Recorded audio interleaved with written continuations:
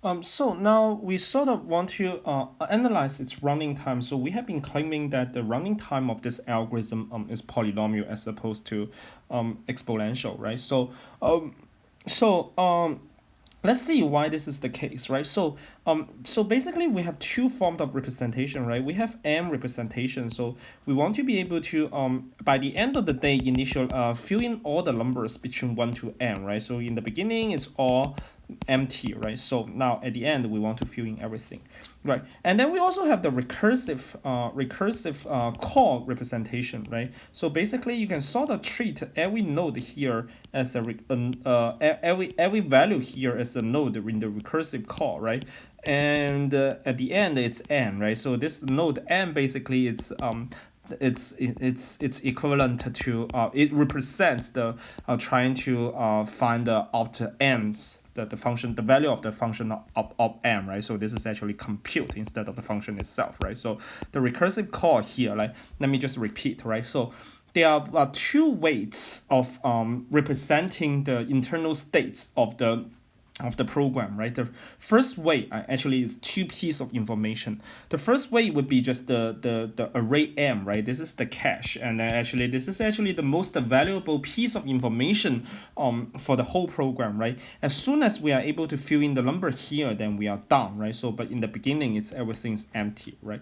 The second one would be the recursive call, right? So for each value here I just write a node here, right? I in total I have n node here, right? So and the nth node here just correspond to the procedure of computing the optimal n, right? So now how do we calculate the running time, right? So in each of the recursive call, right? So I'm going to call back to two nodes, right? So each of the recursive call is going to call back to the two nodes, right? So basically that's the definition over here or here, right? So I don't count the amount of time that's needed to say that let me just repeat, right? When I want to count the running time here, right? So I'm counting two things. One would be the recursive call, the running time of these two numbers, and the other one would be really just the auxiliary time. So after I get these two numbers out, what's the additional time needed to compute to compute the final solution, right? The additional time here is really just a max function here, right? So basically that means that after I'm able to compute these two nodes, then the auxiliary time that's needed is really just the constant running time. So now let's move back to understanding how much time I need in order to fill in the entire M array, right? So each time I decide to fill in something, that basically means that the subproblem is sort of ready, right? So when it's ready, the subproblem I rely on is ready, then I'm ready to fill in, right? The filling cost, right? Filling cost is actually constant, right? Assuming the procedure is sort of the whatever information I need it's already ready, right? So I really need to just execute and max in order to fill in, right? So after I fill in, I also need to worry about how many other problems that we need to rely on me, right? It could be the case that there are a lot of other problems that need to rely on me, so that this particular entry, despite that it just takes constant amount of time to create this entry need to be answered, need to be used multiple times, right? So the implicitly this is really saying that, right, I need to measure the running time of how many write to this array and how many read to this array, right? So the writing part is pretty straightforward. Writing part is 1, right? The reading part basically depends on how many other procedures that need to rely on this particular value, right? So for instance, if we look back to this the number 3 here, right? So number 3 is called twice, right? So that basically means that the element 3 here, right? 1, 2, 3 is called twice, right? So there are two other functions that need to call the optimum 3, right? So in case there are a lot of reads that's going on, then it's going to be slow and it's not going to be polynomial running time, right? But the good news is that the number of calls here, right? It's really just the, if I count all the number of calls here, right? So all the calls that's going on, right? It's really just counting the number of edges in this recursive call, right? But the number of edges It's really just that the number of nodes times 2, right? Because the sort of that every node is going to make two outgoing two recursive calls, right? So the high level message here, so that this is what we are implicitly using, right? The in degree basically measures the number of reads, and this actually the sum of in degree is equal to the sum of out degree, right? Let me just repeat, right? So I have this recursive call here, 1 2 3 4 5 6, right? So the 6 need to call this 2, and the 5 need to call this 2, right? This 2, right? So if I look at 4 here, right? So I need to count the number of read, right? So because the total running time consists of the total number of write and total number of reads and everything that's any auxiliary operations. We argue that auxiliary operations is basically it's constant times n, it's order n, right? So basically the only thing we don't know is the number of reads, right?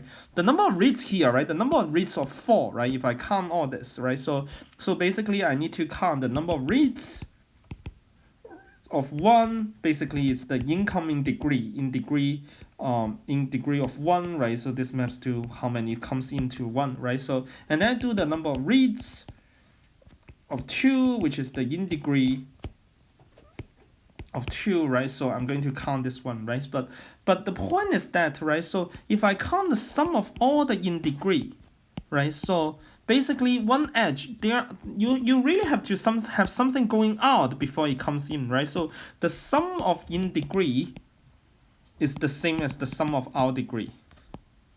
It's the same of the number of edges, right?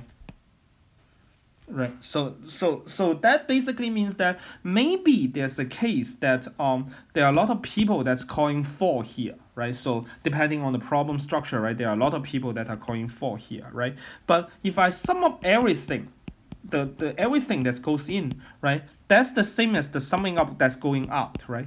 But going out is really just that n equal to 2, right? So the total number of reads, right, the sum of total number of reads is order n, right? So despite that, maybe we are not able to bound the number of reads for a particular cell, right? But the total number of reads is order n, right?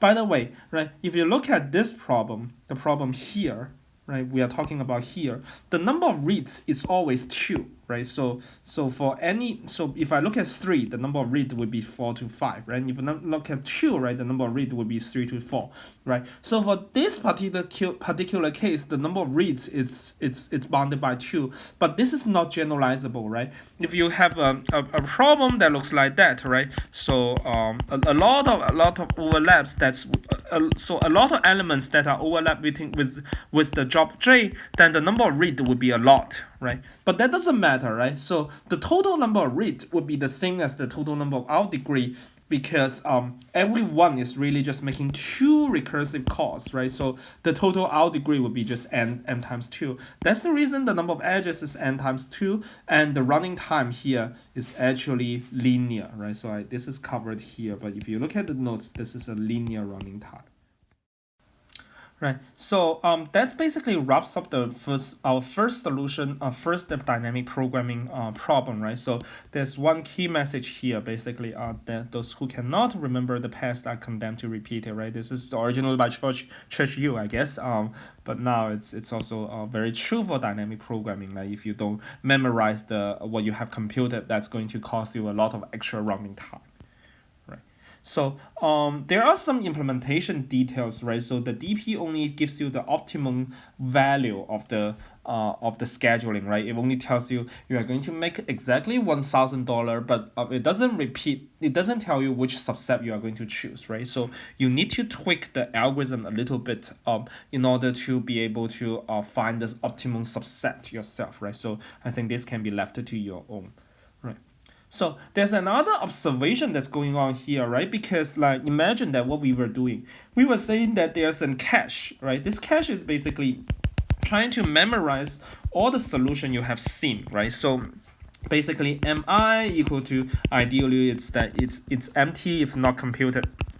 It's computed, otherwise it's really just optimal I, right? So basically you're really just starting with everything is empty, and then you gradually fill in values, right? So fill in value here, and here, and here, right? And eventually you fill in this to be 1,000, and then basically means that you find a solution that gives you $1,000, right?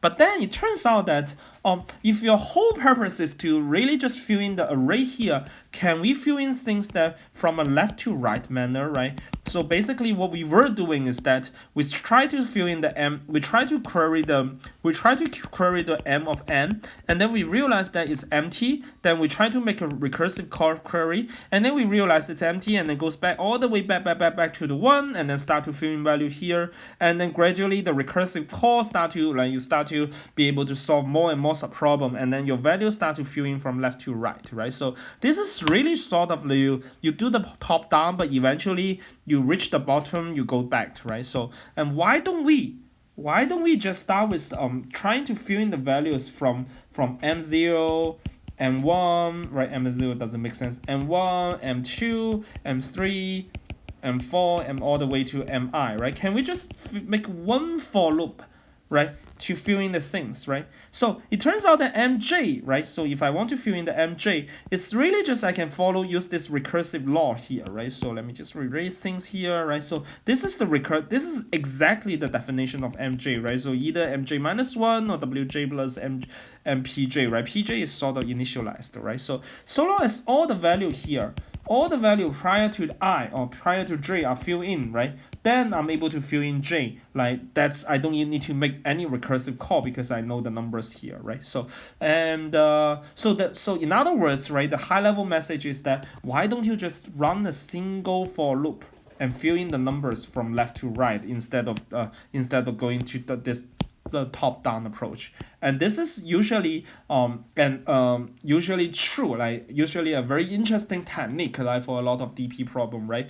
The DP problem basically says that if you exactly follows your recursive form, right? So this is the well, it's a little bit mess, right? So this is the recursive form we are looking at, right? If we exactly follow the recursive form, do a bottom up, then we sort of come up with a top down approach, right? You start with the trying to fill in the bottom, the very end, the very last element of the array, but you figure that this is not solvable. You push all the way down, and then you start to fill in, right? So you start with the recursive form. You will be able to turn this problem into a very compact and very nice a very nice solution, right? So basically, this is the top-down solution, right? This is the top-down solution. Top-down solution. You can exactly almost immediately see that this comes from the recursive form, right? But the top-down solution has this one little drawback, like there are too many recursive calls going on, right? It's not that it's impacting the running time. The running time is going to be linear no matter what. But it's really just that the extra constant term or the extra overhead when you try to make recursive call, like that makes a lot of the modern compiler very uncomfortable, right? You just imagine that you are actually making a linear amount of recursive calls, right? This overhead is actually not negligible, not negligible, right, in practice, right? So that's the reason people come up with what's called a top-down approach, right? You just scan from smaller one to the larger one, and then your only purpose is really just to fill in the cache, right? And then you can just come up with this little solution at the end. And if you want to find the solution for the optimum n, you just look at the nth element's value, and then you can return this value and to the user that wants it, right? So this is what people call the bottom-up approach, right? Bottom-up approach sometimes requires you to unfold the structure of the dynamic program and just tweak a little bit, right? But so that sometimes it's counterintuitive, right? It's sort of start to deviate from the very elegant recursive form. But in a lot of cases, this kind of effort is worth it because you can save you running time. Right. So this is the last message I want to be able to talk about.